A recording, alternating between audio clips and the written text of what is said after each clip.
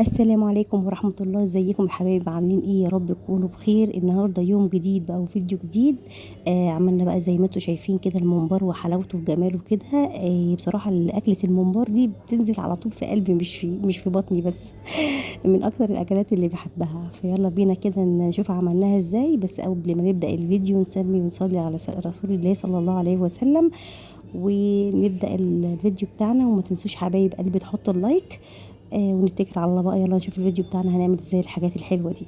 هنا اول حاجه الممبار انا كنت غسلاه بصراحه ومنضفاه وقلباه وسبته كده منقوع في شويه ميه بالليمون بكده. وكنت غسلاه برده بالدقيق كويس جدا ومنضفاه خلاص، يعني كان على الحشو.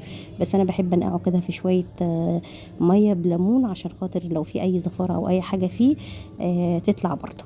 ابتدي بقى نجيب بقى ايه كميه طماطم كده حلوه وجميله. يعني ده كان كيلو ممبار، حطيت عليه مثلا بتاع كيلو ونص طماطم. انتوا عارفين ان الممبار كل ما نحط فيه طماطم كتير كل ما بيبقى احلى ولونه يعني هو بيعتمد على البصل والطماطم.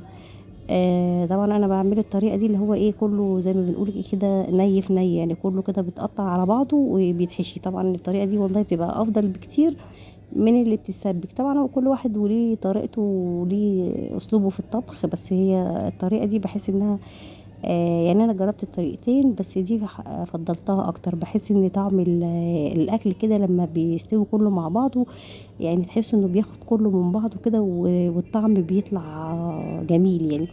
فانا عملتها بقى الطريقه دي اللي هي قطعت البصل وقطعت الطماطم وقطعنا الخضره. هي بص ما بتاخدش وقت. هو اصعب حاجه في الممبار هو تنظيفه بس، لكن والله بقيته يعني عشان في ناس بتستصعب تعمله يعني. بقيت كل حاجه سهله، خصوصا بقى لو عندك كبه هتحط فيها الحاجات دي تتفرم على طول، مش هتاخد منك اي وقت. هنا بقى غسلت الطماطم وحضرتها. ونجيب كده بصوا شويه بصله كده زي ما بيقولوا كده امهاتنا فحل بصل. البصل الكبير دوت. مش هنجيب لسه بصل دادع ونقعد نقطع، لا اجيب البصلايه الكبيره دي بالمره واروح مقطعه. طبعا انتوا عارفين البصل الجديد بيغلب الواحد 100,000 قشرة على بال ما نطلعه يعني. ف هنقشر كده البصل بتاعنا. ولو انه والله يعني ما كانش رخيص، يعني اللي هو ابتدى خلاص يغلى تاني. كل ما هيبتدي ينشف وكل طبعا ما قرب رمضان يجي كل ما الاسعار هتزيد تاني يعني. ربنا المستعان يا رب. فاحنا هنبتدي من دلوقتي، اللي عايز يخزن اي حاجة قبل ما الاسعار تعلى زيادة عن كده يجيبها. انا عن نفسي كنت بجيب البصل دوت وافرمه واجهزه واسيبه في الفريزر. طول شهر رمضان هستخدم منه. يعني بصوا بيسهل حاجات كتيرة قوي. يعني انا كمان بفرز الخضرة وبفرز الطماطم. الحاجات دي لو هتعملي محشي مش هياخد منك وقت وانت واقفة. هتعملي اي حاجة محتاجة لها تسبيكة مش هتاخد منك وقت وانت واقفة. الحاجات دي بتسهل كتير قوي في رمضان. عارفين طبعا رمضان وخصوصا كمان اليومين دول هيبقى جاي في جو الشتاء برضو.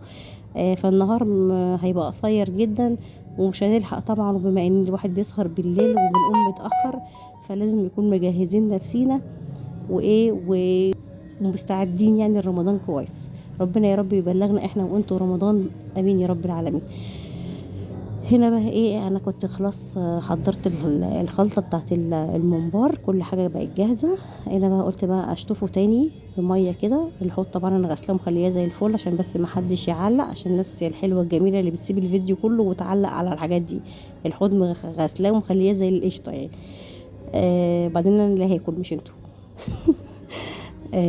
هنا بقى هشطف الممبار حلو تاني كده بعد ما غسلته. بصوا ابيض زي الفل وهو ما كانش جاي كده خالص يعني بصراحه. فهشطفه تاني كده مكان الميه بالليمون اللي كان منقوع فيها، عشان حتى يعني لو هو الليمون عامل طعم او حاجه يروح. يعني هشطفه بقى كويس كده واصفيه كويس من الميه عشان ما يبقاش مليان ميه من جوه. زي ما انتوا شايفين كده ايه بمرر الميه من خلاله. طبعا انا مكحتاه وغسلاه 500,000 مرة. غسلته بالملح والدقيق بصوا عملت فيه البدع. انا الحاجات دي بحبها جدا، احب اكلها. بس بصراحة طبعا ما بحبش اكلها من بره خالص، لازم اعملها انا بايدي في البيت عشان اضمن نظافتها يعني بصراحة. عشان الحاجات دي اصعب حاجة. الواحد ممكن ياكلها من بره، ما اكيد اللي هيشتغل يعني بره او هيعملها مش هيعملها بنفس جودتك ونظافتك فيها 500,000 مرة. اكيد مش هيبقى فاضي ان هو ينظف قوي زي ما احنا بنعمل كده. عايز يخلص ويمشي حاله عشان خاطر ده اكل عيشه يعني. فحتى لو هو نظف مش هينظف طبعا اكيد زينا كده واحنا في البيت وبننظف حاجتنا وعارفين انها مضمونه، خصوصا الاكله دي بالذات. طبعا كلنا عارفين ان هي تحتاج تنظيف من نار، يعني لازم تبقى نظيفه مية مية عشان نقدر ناكلها. فانا بحبها، بحب اعملها في البيت، ما بحبش طبعا اشتريها خالص من بره، لو ان هي ريحتها بره يعني غير ريحه البيت، بس بصراحه يعني انا افضل ان انا اعملها في البيت. بس هنا خلاص انا غسلته كله تاني اهو زي ما انتم شايفين بقى زي الفل. هنجيب بقى ايه خلطتنا، نحط كله على بعضه. هنا كمان الخضره كنت مقطعاها بس كانت عايزه تتغسل، هغسلها برضو. يعني هي كلها تجهيزات، الوقت كله بيضيع في التجهيزات بتاعته بصراحه. لكن هو كان من بره انا عن نفسي ما بياخدش مني وقت، يعني انا قطعت الخضره وقطعت البصل قطعت الطماطم كله على قلب بعض ويتحشي. غير بقى ان انت تقعدي تسبكي وتعملي زي المحشي كده، لا بتاخد وقت بصراحه، انا مش عارفه. وفي ناس برضو بتسبك وبعد ما تسبك تروح حاطه مقطعه شويه حاجات كده بصل تاني ني وتحطه بعد التسبيكه وطماطم طب وليه وجع القلب؟ عشان البصل يعني وهو ني كده بيدي زي تسكيره كده في الممبار، يعني بيحلي طعمه يعني. فنعمله كده من الاول، يعني ليه نتعب نفسنا ونعمل دبل وورك يعني. بص انا هنا اهو بخرط البصل زي ما انتوا شايفين كده. كانت الكاميرا واطيه شويه فما كانتش مبينه قوي فرفعتها ونكمل بقى تصوير. ادعوا لي يا جماعه ربنا يكرمني كده عشان اشتري حامل، والله نفسي يعني اصور لكم كل حاجه، بس ما باليد حيله، اسعار الحوامل ارتفعت جدا والله وكل مدى يعني في ارتفاع، فربنا ييسر بس الدنيا كده تظبط في القناه و... ويجي لنا اي قرش يعني منها. وان شاء الله اجيب حامل وطبعا نظبط التصوير اكتر من كده يعني. الله المستعان يا رب يوفقنا جميعا. هنا بقى قطعت البصل، نقطع بقى الطماطم زي ما انتم شايفين برضو كده حتت صغيره. انا كان الاول عندي الكبه، عندي كان الخلاط الكبه بتاعته كبيره كنت بحط فيه البصل يتقطع في ثانيه، والطماطم برضو كانت بتتقطع في ثانيه، وكله يعني ما كانش بياخد 10 دقايق كله بيتقطع. بس طبعا هنا ما فيش عندي ماما، ما فيش عندها يعني كبه، فطبعا كل حاجه نعملها يدوي يعني، شغاله برضو مش هتقول لا. هقطع بقى كله كده زي ما انتوا شايفينه. طبعا ايه عايزه اقول لكم ان اللهم صل على النبي، كنت عايزه اقول ايه. انا بتكلم معاكم والله حبايبي بتلقائيه اكني بتكلم مع اخواتي، طبعا انتوا كلكم اخواتي وحبايبي، فانا بتكلم معاكم كده ايه بتلقائيه. يعني انا بسجل بعيد تسجيل صوت الفيديو بس عشان بس خاطر وانا بصور تبقى في دوشه جامده، اولادي بقى بيبقوا جنبي بتاع فما بعرفش اتكلم وانا بصور الفيديو، فلما باجي اعيده بحس ان انا قاعده بقى مع اخواتي وبحكي معاهم وبتاع. فايه انتوا طبعا اخواتي وحبايبي، فانا بتكلم زي ما ايه من قلبي معاكم. هنا بقى ايه خلاص حطيت، فما تاخذنيش يعني في اي كلمه اقولها كده يعني مش غلط، يعني اللي هو انتوا اخواتي يعني احنا بنتكلم كلنا من القلب مش هنجمل الكلام يعني ماشي. هنا بقى حطيت كله على بعضه كده اهو زي ما انتوا شايفين، البصل والطماطم والخضره والرز. ونحط بقى التوابل بتاعتنا، نظبط بقى ملح وفلفل وكمون.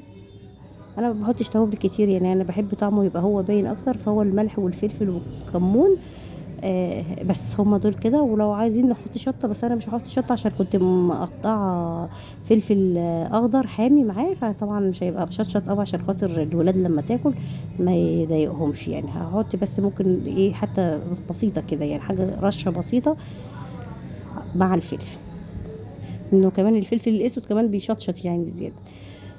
اهو معلقه ملح ظبط طعمه بقى، ونقلب بقى كله مع بعضه كده لغايه ما كله بقى ايه دخل في بعضه، الخلطه تبقى مع بعضيها كده.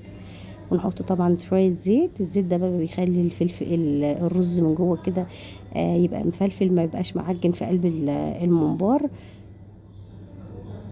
وكمان كده ايه هو غالبا عشان خاطر يفلفل يعني، هو ما فيش حاجه تانية معاه. وبعدين بيسهل وانت بتحشي بيزحلق كده ايه الرز لجوه يعني. كده الخلطه بتاعتنا بقت جاهزه. نبتدي بقى ايه نحشي، نجيب كده ايه بسم الله الرحمن الرحيم، ونبدأ بقى ايه نحشي. طبعا ايه هو بيبقى طويل، انت تحشي وتقطعي على حسب الحجم اللي انت عايزاه بقى، يعني الحجم اللي انت عايزاه تقطعي ايه على حسب الحجم بتاعه. بصوا بقى، هو الممبار كان لا هو كبير ولا هو صغير، كان وسط بصراحة، فكان سهل ان انا ايه احشيه بسرعة. بصوا هو انا بحشيه كده، يعني لو جبتولي 5 كيلو ممبار هحشيهم لكم، مش هنكمل ساعة بالطريقة دي. الله يمسيها يعني بالخير ويديها الصحة، ماما هي ايه اللي معلمة لي الطريقة دي ان انا ايه احشي بيها الممبار. تك تك تك على طول، ما بياخدش وقت. نحشي طبعا ونبطط عشان خاطر ايه ما يبقاش مليان قوي، اما نحطه في المية ما يفرقعش في المية ويبوظ. نحشي كده ونبطط، ندي يعني التبطيطة دي عشان ندي مساحة للرز. الرز طبعا لما بيستوي بينفش، فنديله مساحة ان هو ايه يستوي براحته، بس ما نضغطهاش قوي يعني. بس كده هقطع بقى المقاس اللي انا عايزاه على حسب ما انتوا عايزين. في ناس بتقطعه صغنن كده خالص اللي هو اسمه بومبار بوبوس ده، بس طبعا ده ما ياكلش معانا، لازم كده الواحد يمسك الواحده كده ايه تملى العين. انا بقى كنت محضره الميه تغلي على البوتاجاز، بحط لها بقى ورق لورا وحبهان برضو زي اكني بعمل كده شوربه، ها، واروح نازله فيها بقى بالممبار كده زي ما انتوا شايفين. يستوي طبعا، ياخد راحته كده ويستوي. طبعا ايه اول ما بنحطه في الميه سبحان الله الطروف بتاعته دي بتقفل، يعني ما تقلقوش من حاجه. ابصوا قافلين ازاي على الرز. هنا خلاص كان خلاص استوى معايا اهو. طلعه بقى من الحله. طبعا انا عملته على مرتين عشان الحله ما خدتوش كله. طلع بقى كده وحمرته، واحلى ممبار بقى، واحلى شويه بطاطس محمره، واحلى شويه لفت. اللفت ده يا جماعه بصراحه بياكل اي اكله، جنب اي اكله هتلاقينا ايه كنا كده. بس كده الفيديو بتاعنا النهارده خلص، اتمنى ان هو يعجبكم. ما تنسونيش يا حبيبي اللايك والشير وتشتركوا في القناه.